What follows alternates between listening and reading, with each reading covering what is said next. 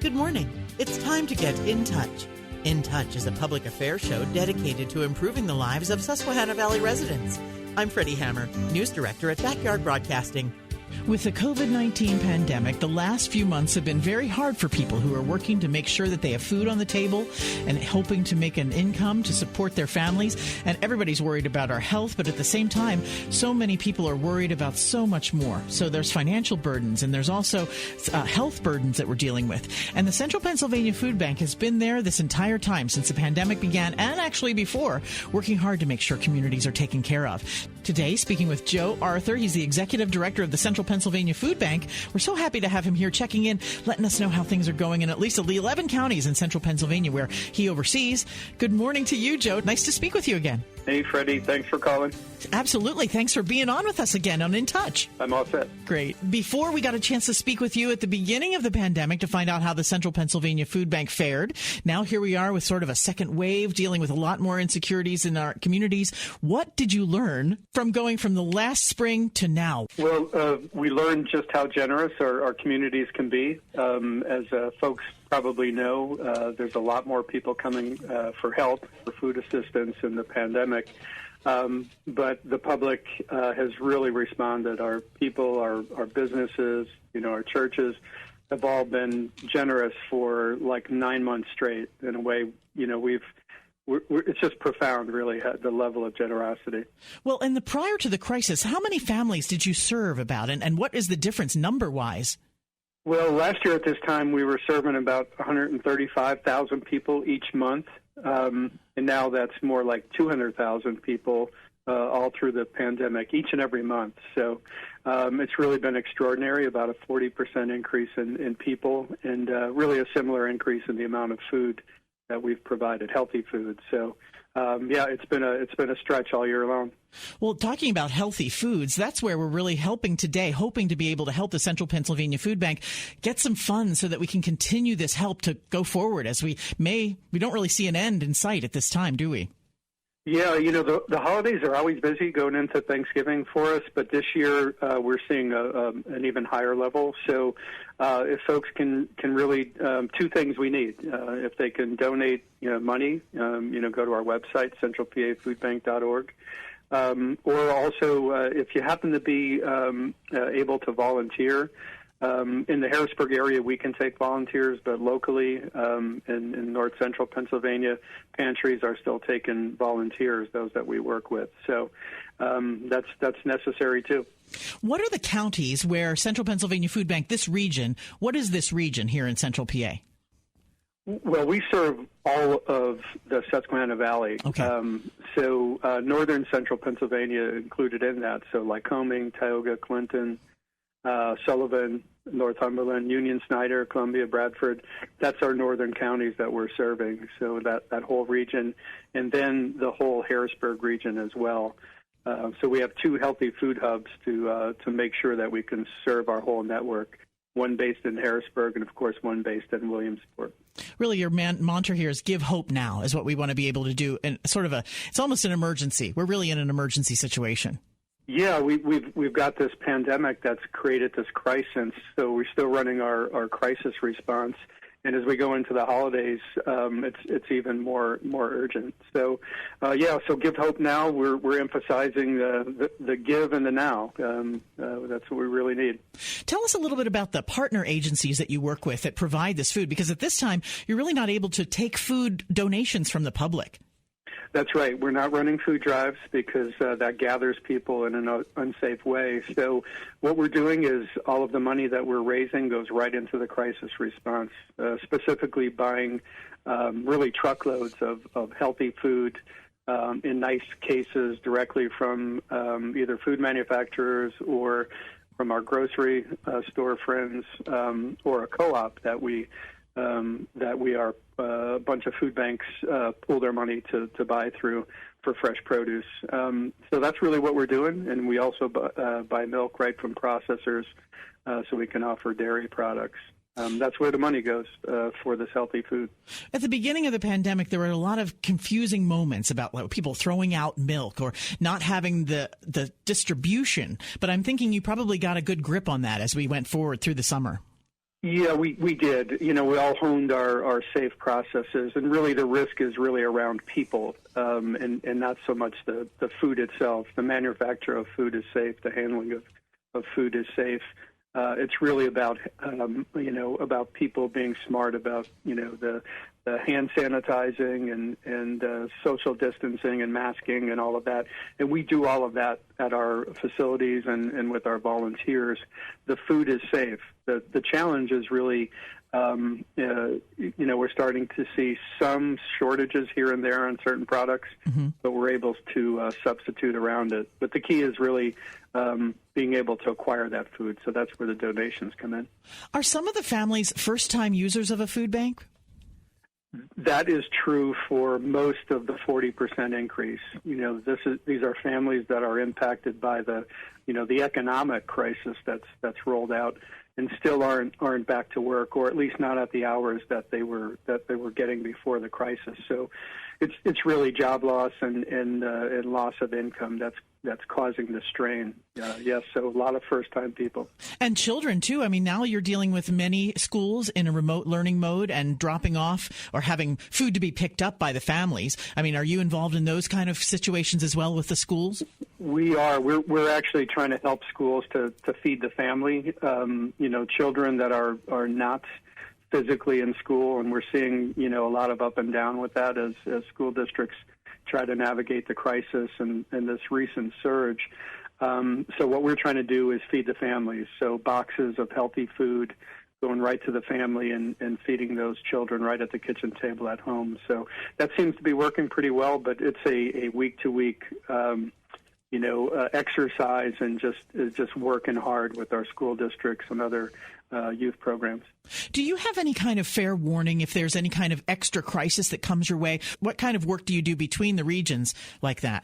Well, because we're involved deeply in the community with our partners, we have a good feel for how the ebb and flow of need within communities. But, this whole pandemic, it surprised everybody, back in the spring. But I think we've all adapted to this, in our food assistance world here, and learned to listen in our community to our partners that are right on the ground, whether it be a school or a church pantry, whatever that partner might be. They know pretty quickly what's coming. Like, for instance, we've reacted to the shop vac, closure. Oh, yeah. And are helping families.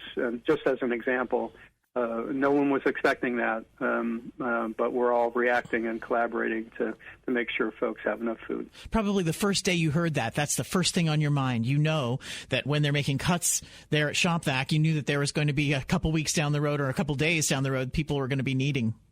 Absolutely. The community rallied, and we're part of that response. Yep. Tell me about when we donate, $5 to the Central Pennsylvania Food Bank. Where do those dollars go? How are they used? We are able, for every single dollar that's donated to us, we can share about 6 meals worth of healthy food. So that $5 donation that gets to us, that's 30 meals.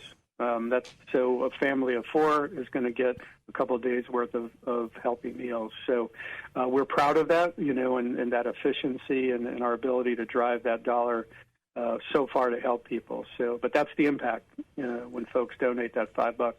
I know you focus locally in Harrisburg and the different areas of Pennsylvania, but do you ever get to sort of look beyond the border of Pennsylvania and see how folks are doing out and around the nation, and how does it compare?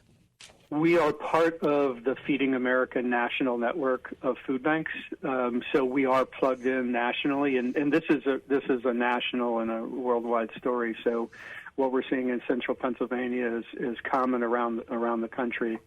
But we serve our 27 counties. That's our job. And then if we should ever have surplus, which we sometimes do, of different types of food banks share around the country to make sure that, we're all able to keep up. So we do have a national outlook on what's going on. And then we also can source through national food providers. So it's a real benefit to being plugged into a national network. Can you ever take a moment and say, wow, this is huge? Or are you just sort of focused directly in the moment?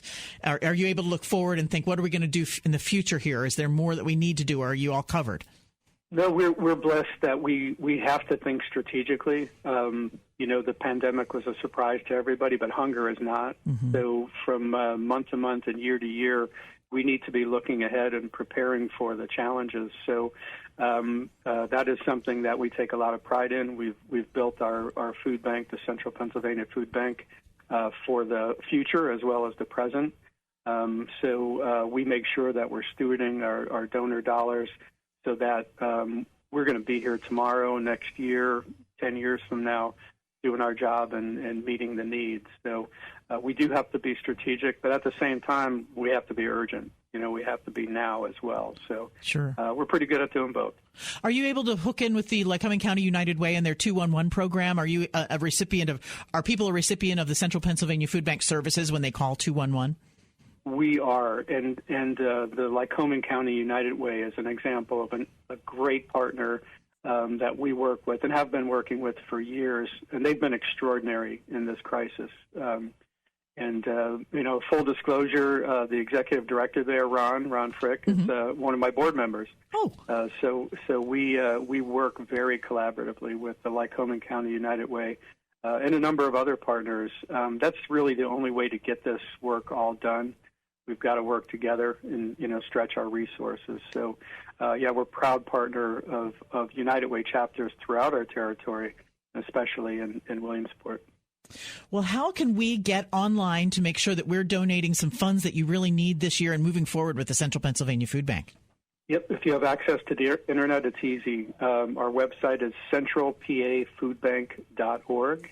And when you get there to our page, you'll see donation features and also a volunteer page, as well as a lot of other important and interesting information about our work. And even though you have added clients to your role, you're definitely taking more. If people do need help, all they need to do is call you and talk about their situation, right? That is correct. And that 211 number that you just said, that's the easiest way to get there and easy to remember. 211, that referral will come to us, and then we reach out to that individual wherever they are in central Pennsylvania. Do you have a wonderful, heartwarming story about the Central Pennsylvania Food Bank, how it may have helped a family or an individual or something that comes to mind that you feel is a real big success for the people that you work with and the big hearts that you're surrounded by?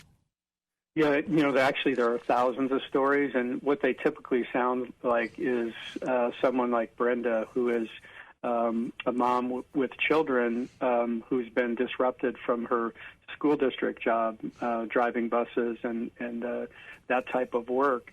That in the spring became, no job, and then now it's up and down. With what's happening with schools. Sure. That's pretty typical. So, primary source of income is either much diminished or removed. And, those children still and that mom still need to eat. And then Harland is another example. He's a veteran, a Vietnam War veteran who's, fought for his country. Harland goes to one of our military share sites where they distribute once a month all this wonderful healthy food. And without that food, Harland would not have enough healthy food to get by. And this is someone who served his country. So whether it's because of the pandemic or just someone who's up in age and not able to work, that's who we serve. Many people just like that. Well, definitely email info@centralpafoodbank.org if we have any questions. And we're so grateful for you, Joe, and your whole group of people that are behind the scenes making sure that we don't have as much food insecurity. We can help these families navigate through this weird pandemic and through the holidays as well. We want to give our hearts out to them.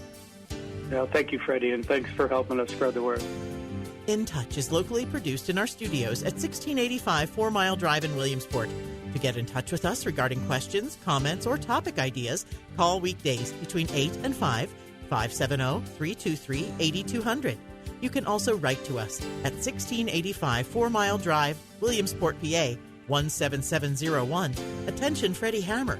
Or email me at fhammer@backyardbroadcasting.com. For archive programs of our InTouch series, you can subscribe to our YouTube channel, Backyard Broadcasting.